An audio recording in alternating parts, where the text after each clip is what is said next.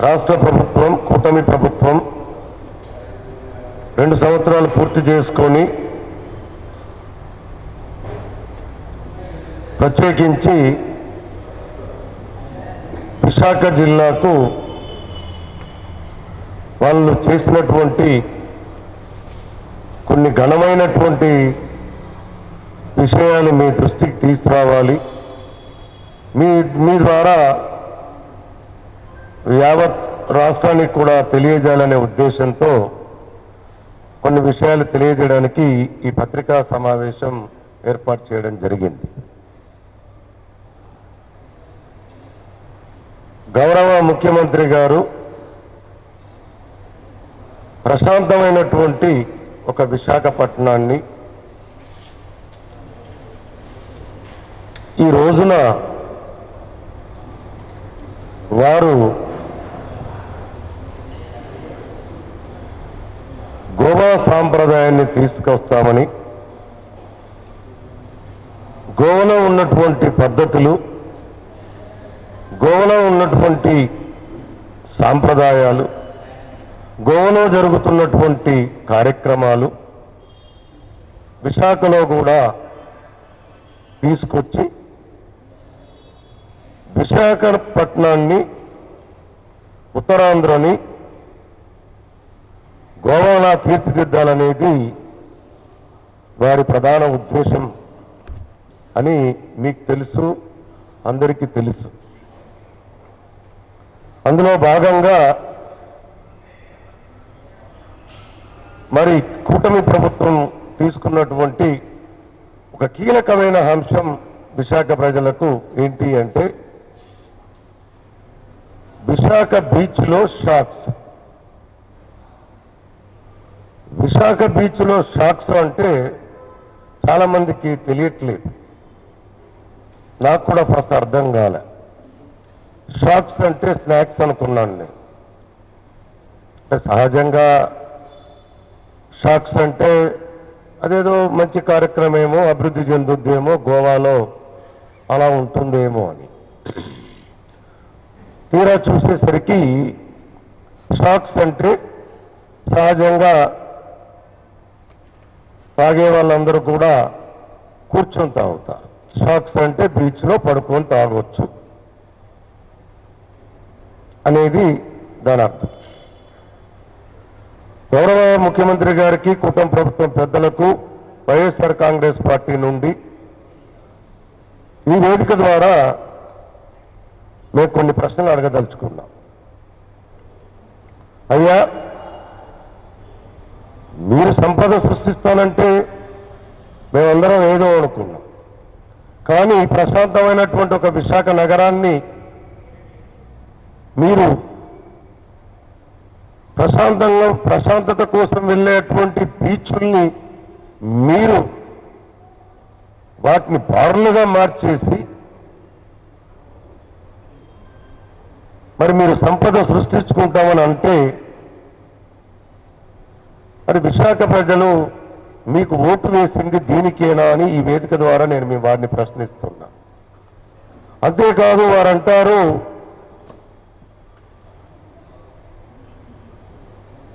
Shocks అంటే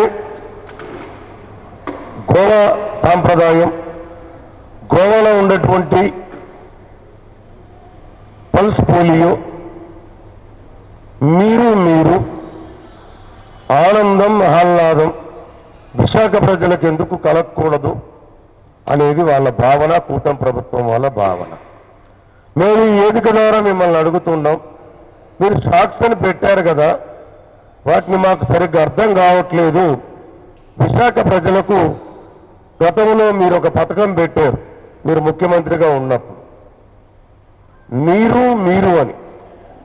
అలా కాకుండా అలాంటి అర్థం వచ్చేలాగా మరి మీ గొప్ప పథకం కదండి, సముద్రంలో నీరు, బీచ్లో బారు, తాగండి బీరు. సముద్రంలో నీరు, బీచ్లో బారు, తాగండి బీరు, పెట్టండి సారు. అది మీకు బాగుంటుంది. మీరు ఇంకొక 2 వసంతాలు పూర్తవుతే రాజకీయాల్లో 50 సంవత్సరాలు రాజకీయ జీవితాన్ని ప్రారంభించినటువంటి వ్యక్తిగా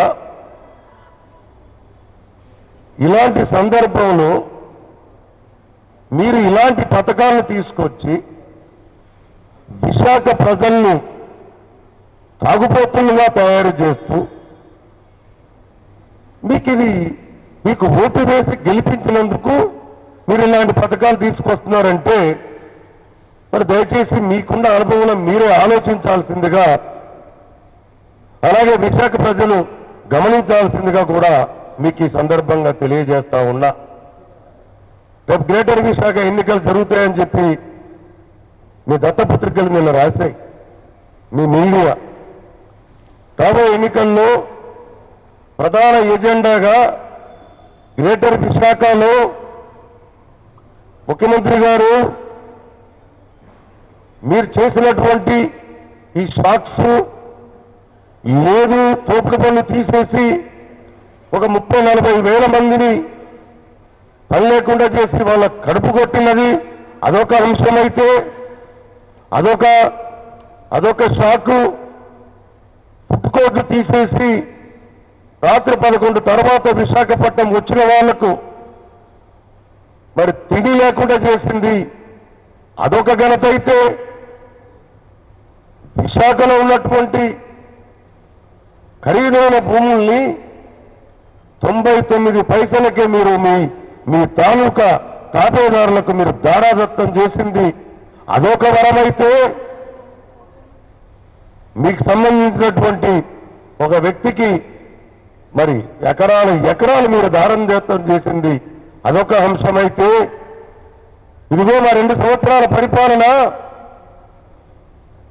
విశాఖ ప్రజలకు మేము ఇచ్చినటువంటి గొప్ప బహుమతి,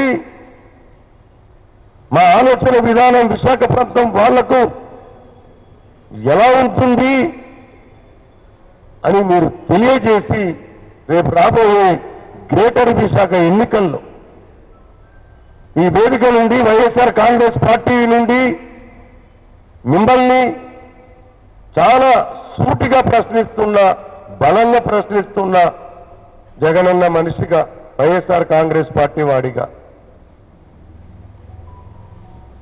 మీరు ఏం చేస్తున్నారు? విశాఖ ప్రజలకి ఏం చేద్దామనుకుంటున్నారు మీరు? నిన్నగాక మొన్న బీచ్ల్లో, పార్కుల్లో వాకింగ్ చేస్తే ఛార్జీలు పెడతామని చెప్పారు మీరు. కుటుంబ ప్రభుత్వం అధికారంలోకి రాగానే రుషికొండలో మా జగనన్న నిర్మించినటువంటి బిల్డింగుల్ని రాబోయే అవసరాల కోసం మా జగనన్న నిర్మిస్తే ఇవాళ మీరు చెప్పిన సంపద సృష్టించడానికి వాటిని వాడుకుంటున్నారు స్టార్ హోటల్గా మార్చి అని. మిమ్మల్ని అడుగుతున్నా నేను, మీ మాటలు వెనక్కి తీసుకోండి. ఆ రోజు చాలా మంది ఇక్కడ శాసనసభ్యులు, పార్లమెంటు సభ్యులు, మంత్రులు నోరుంది కదా అని వాళ్ళు ఇష్టం వచ్చినట్టుగా మాట్లాడారు. కానీ ఇవాళ అదే చంద్రబాబు నాయుడు గారు మీకు సంపద సృష్టించే బిల్డింగుల్లా మారుతుంది. మీరు సంపద సృష్టించాలనుకుంటే మీ అనుభవాన్ని ఉపయోగించి వేరే మార్గాలు చూసుకోండి తప్ప ప్రశాంతత కోసం సౌత్ ఇండియా నుండే కాదు, ఇటు ఈ ప్రాంతం నుండి కూడా వచ్చేటువంటి అనేక లక్షలాది మంది పర్యాటకులకు మీరు ఇచ్చే సమాధానం ఏంటి? బీచ్ల్లో బార్లా, బీచ్ల్లో మంద, ఇదెక్కడిదండి? గోవా వేరు, ఆ ప్రాంతం తాలూకా సంస్కృతి వేరు, విశాఖపట్నం వేరు. శాంతి కాముకులమండి మేము, ఎవరొచ్చినా అక్కన పెట్టుకుంటామండి మేము. అలాంటి మమ్మల్ని, మా మంచితనాన్ని మీరు అలసుగా చూస్తున్నారు. మీరు మా జీవితాలతో ఆడుకుంటున్నారు. మా జీవితాల్ని అస్తవ్యస్తం చేస్తున్నారు మీరు. ఇవాళ మీ సంపద సృష్టి కోసం. ఇది కాదు కదండి. విశాఖ జిల్లా మీకు మొత్తం ఓట్లేసి గెలిపించింది. మారండి గౌరవ ముఖ్యమంత్రి గారు, ఆలోచన చేయమని చెప్పేసి మిమ్మల్ని ఈ వేదిక ద్వారా విన్నవించుకుంటున్నా. రాజశేఖర్ అన్నలాగా ఒక ఆరోగ్యశ్రీ పథకము లేదు, మా జగనన్నలాగా అమ్మఒడు, అలాంటి పథకాలు ఏదైనా పెట్టి మరి మీ రాజకీయ జీవితంలో 3 సార్లు మీరు ముఖ్యమంత్రిగా చేసి 4వసారి చేస్తున్న ఈ తరుణంలో ఏదైనా ఒకటి మీ 50 సంవత్సరాల రాజకీయ జీవితం పూర్తయిన సందర్భంలో మంచి పథకం ప్రవేశపెట్టి మీరు కూడా మంచి పేరు తీసుకోవాలి తప్ప తాగుబోతులను తీర్చేసి మద్య అమ్మకాలను బీచ్ల్లో పెట్టి తోపుడు బళ్ళు తీయించేసి 99 పైసలకు అమ్మించుకొని అయినోడి కాకుల్లో కానోడి కంచంలో ఉన్నట్టు మీరు వ్యవహరిస్తూ తప్పు బెల్లాలాగా మీరు విశాఖ జిల్లాను కొల్లగొడుతున్నారు మీ ప్రభుత్వము అని చెప్పి ఇట్లాంటి చర్య, ఇలాంటి విధానాన్ని గౌరవ ముఖ్యమంత్రి గారు వెనక్కి తీసుకోవాలని చెప్పేసి వైఎస్ఆర్ కాంగ్రెస్ పార్టీ నుండి డిమాండ్ చేస్తున్నాం. ఇది మా జగనన్న గారి డిమాండ్. ఆయన ఆలోచన విధానాన్ని ఈ వేదిక నుండి ఇవాళ ఆల్ఫా కృష్ణ మీకు తెలియజేస్తా ఉన్నాడు. మరొక అంశం, మొన్న బోటు ప్రమాదం జరిగితే మరణించిన వారికి సవతి ప్రేమ నీరు ఇక్కడ మంత్రివర్యులు శాసనసభ్యులు చూపించి పక్క జిల్లాలో మా మాజీ మంత్రి వర్యుల కుమారుడు యాక్సిడెంట్ అయితే అనుకోకుండా ఆ వ్యక్తి చనిపోతే దాన్ని రోజు మీరు రాష్ట్ర వ్యాప్తంగా చర్చకు తీసుకొచ్చారు. ఇక్కడేమో మీరు ప్రేమిందంటారు, అక్కడేమో యాక్సిడెంట్ కేసు అదే సామాజిక వర్గానికి చెందినటువంటి అప్పలరాజు గారి కొడుకును కుటుంబాన్ని మీరు ఇవాళ కేసులు పెట్టి వేధిస్తున్నారు. ఇది ఎక్కడి సాంప్రదాయం అని చెప్పి మిమ్మల్ని అడుగుతున్నాను నేను. ఇది మంచిది కాదండి. మత్స్యకారుల పట్ల మీ ప్రభుత్వం వ్యవహరిస్తున్న తీరు ఎంతవరకు కరెక్ట్ అని అడుగుతున్నా, ప్రశ్నిస్తూ ఉన్నా ఈ వేదిక మీద నుండి.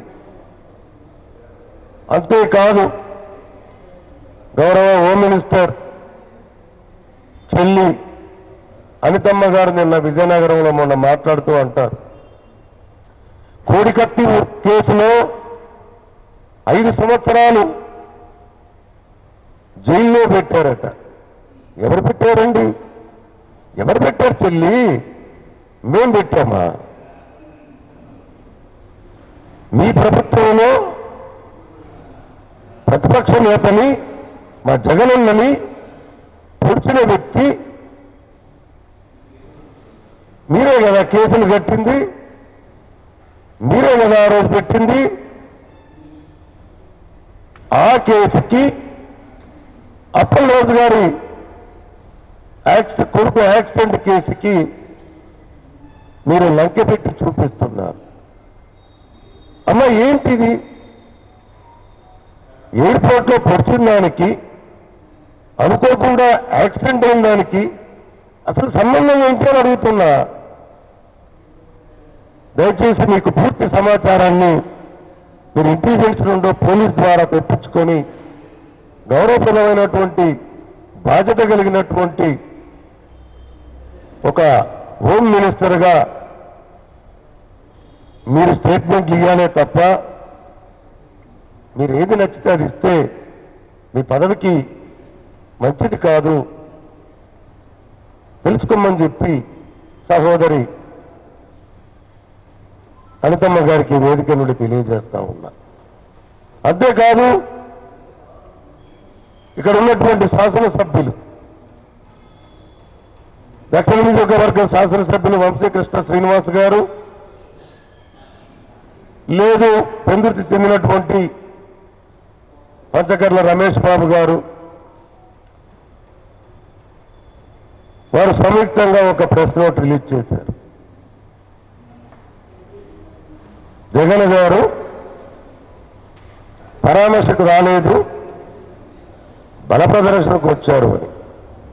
ఒకరేమో ఫ్లెక్సీలతో అడావుడి చేశారని, ఒకరేమో ఒక సీటు కాదు కదా అర సీటు గెలవడని.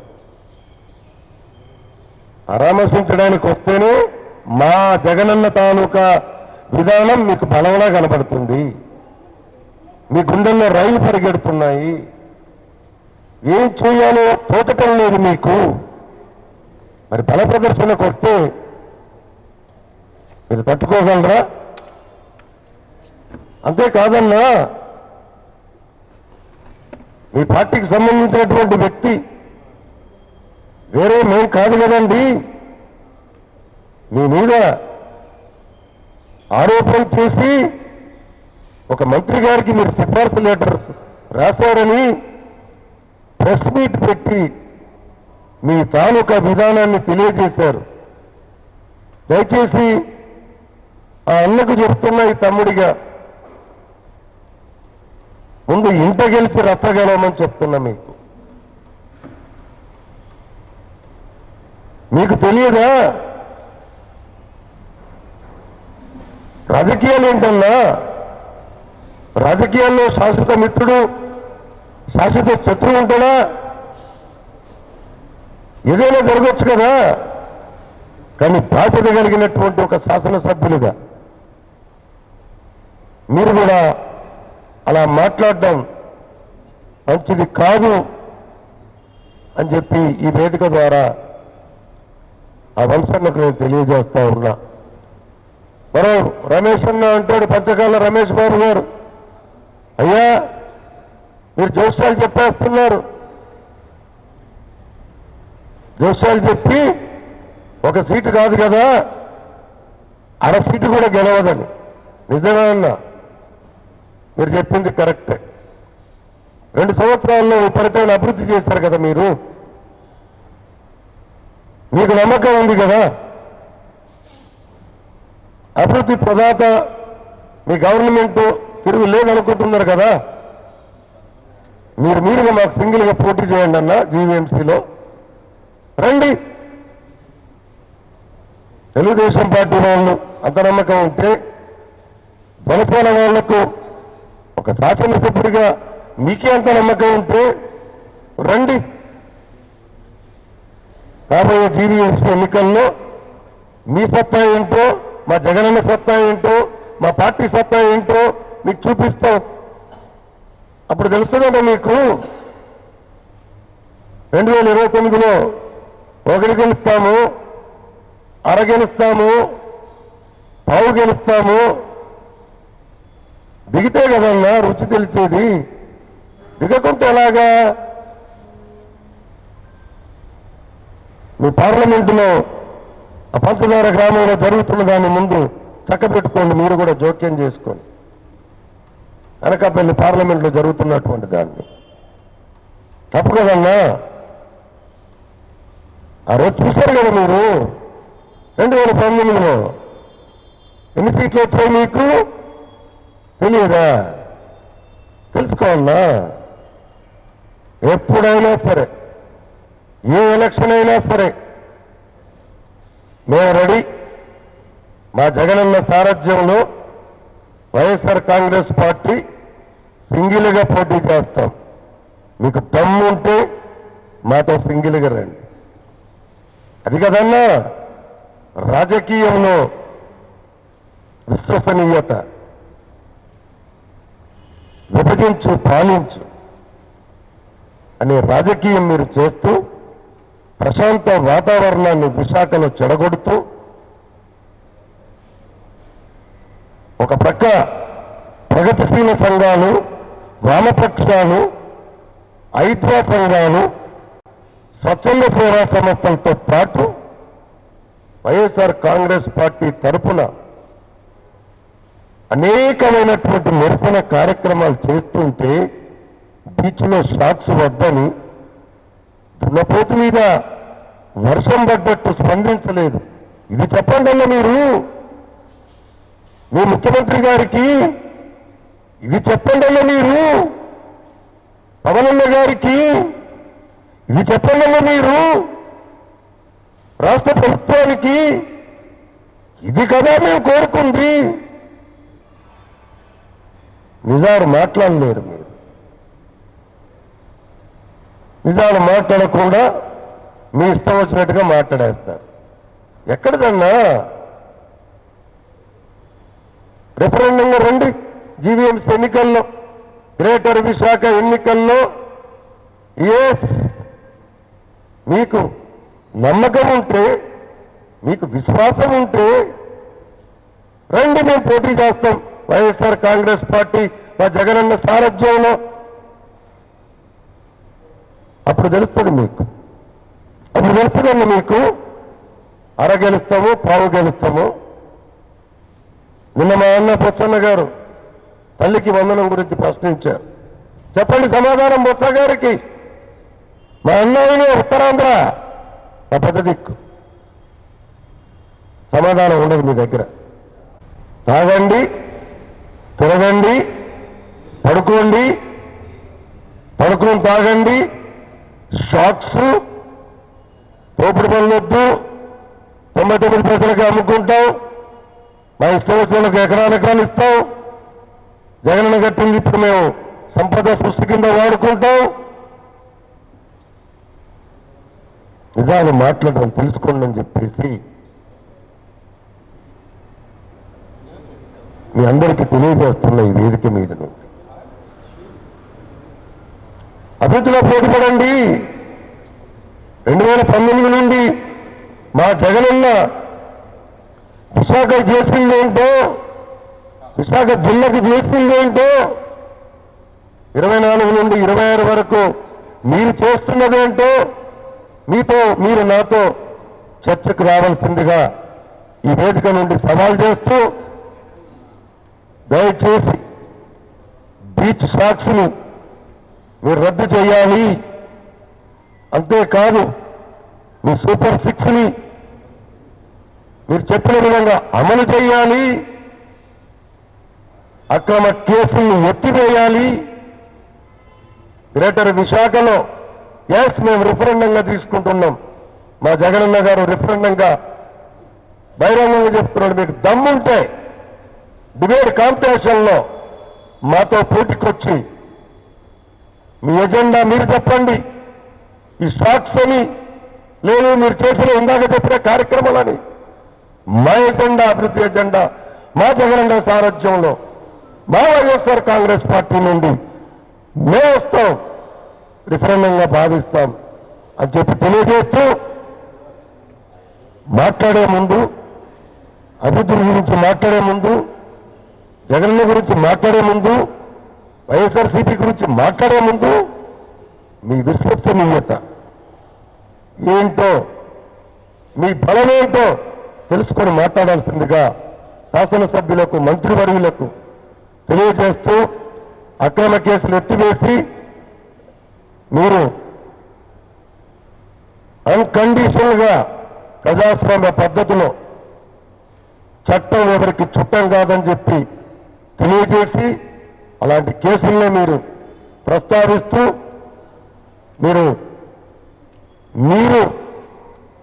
మీ విధానాన్ని మార్చుకోమని చెప్పి ఈ వేదిక ద్వారా వైఎస్ఆర్ కాంగ్రెస్ పార్టీ వాణిని దానిని మా జగనన్న ఆలోచన విధానాన్ని మీకు తెలియజేస్తూ సెలవు తీసుకుంటున్నాం. Thank you.